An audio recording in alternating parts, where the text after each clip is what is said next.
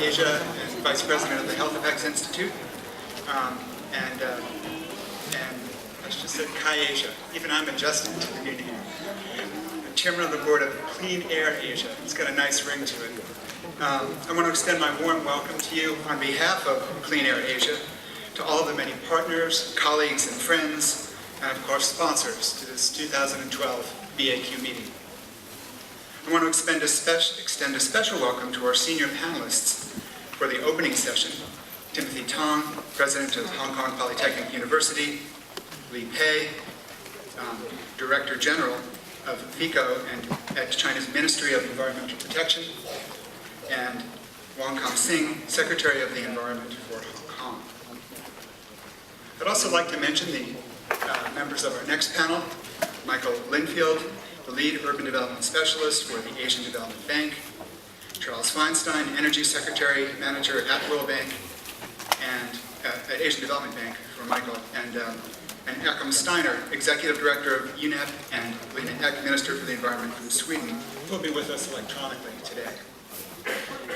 Finally, I'm especially welcomed to invite our two main speakers to BAQ: Christine Lowe, well known to all of you as a longtime crusader for the environment at Civic Exchange, and now doing the same as Undersecretary for Environment in Hong Kong, in the Environment Department. Our main keynote speaker, Christian Gabler, Berlin's State Secretary and Senate Department for Urban Development and Environment Leader, will join us and give us a wonderful talk about the changes that have happened in Berlin. We're looking forward to that. We welcome you all to Hong Kong, the place where the first BAQ was conceived, in partnership with the Hong Kong EPB and Hong Kong Polytechnic University, who, as you can see, remain active and vital partners these many years later. Today we speak to you as a mature, though, as you will see, fun-loving, as you'll see with our latest campaign, fun-loving organization, and a solid voice for clean air, livable cities, and climate, with offices in India, China, and the Philippines, 8 country networks, and over 280 partnerships and partnership members drawn from all parts of the government and non-governmental and even the corporate sector.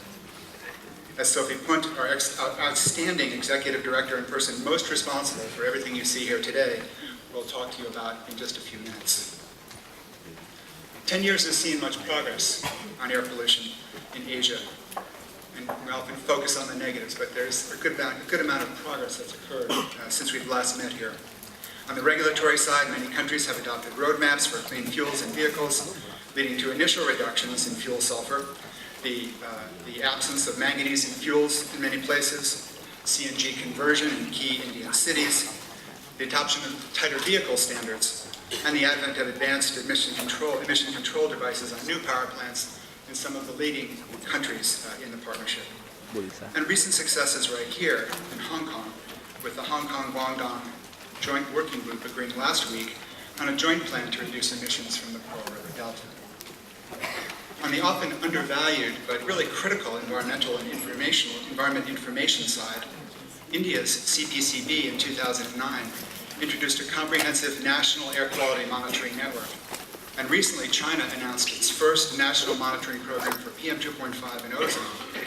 This is impressive because it applies to all major cities in several regions, including the Pearl River Delta, to be completed by 2016, with promises to make this information transparent and available to the public. This is especially impressive when combined with adoption of a new PM2.5 standard of 35 micrograms per cubic meter, a standard the government estimates fully 2/3 of Chinese cities currently do not meet and may not meet, although perhaps we can be helpful, and may not fully comply with for over 10 years. So establishing a challenging regulatory target and promising to monitor progress publicly is a major step forward for both transparency and the environment. It's a really wonderful thing.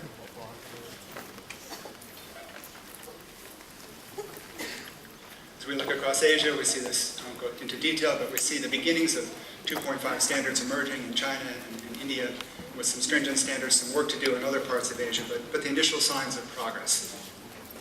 So, despite some progress, and certainly there's been much progress in other countries that I just don't have time to talk about in an opening session, but which you'll hear about throughout BAQ, despite some progress and improving air quality in the mid-2000s, Air pollution, not to mention greenhouse gas emissions, remain at alarmingly high levels.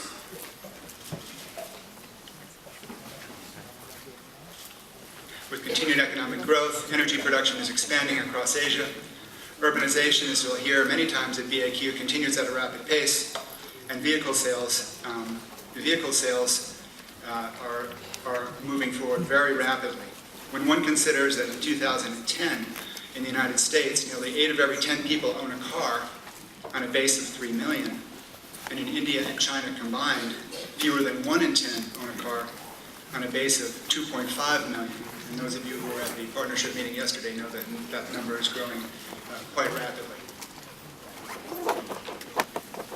So we see here that a slide that we're familiar with in many different ways, but it's been updated from time to time, which outlines the WHO air quality guidelines relative to the range of cities across Asia and the challenges that we still face. There's been some progress, but as you'll hear about from Sophie later, there are some challenges that are emerging in the database that Clean Air Asia maintains.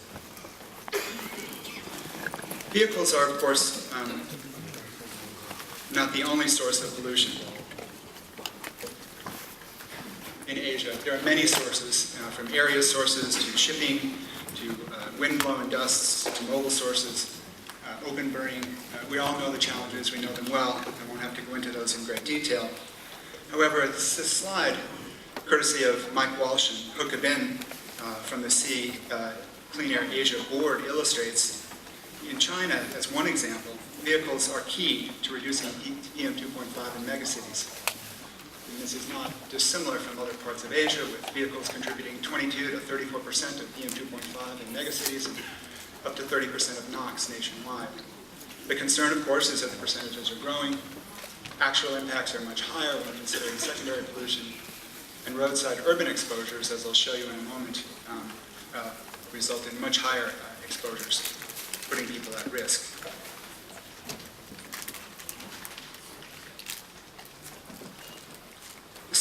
This sense of exposure at the roadside is really understood as part of HEI's major review of the health effects of exposure to traffic-related air pollution.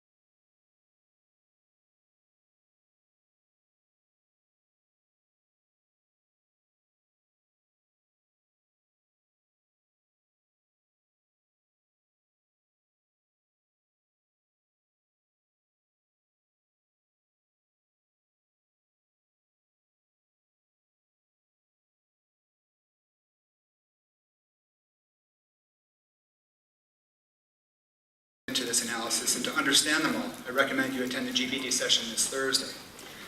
Bottom line is that next week's release of GBD can be expected to dramatically underscore and re-energize the work of Clean Air Asia, our many partners, and really every person in this room to reduce air pollution and save literally hundreds of thousands of lives across the Asian continent from this most preventable of pollutants. The good news is that there are nearly as many success stories and ways forward as there are Clean Air Asia partners. That would be you.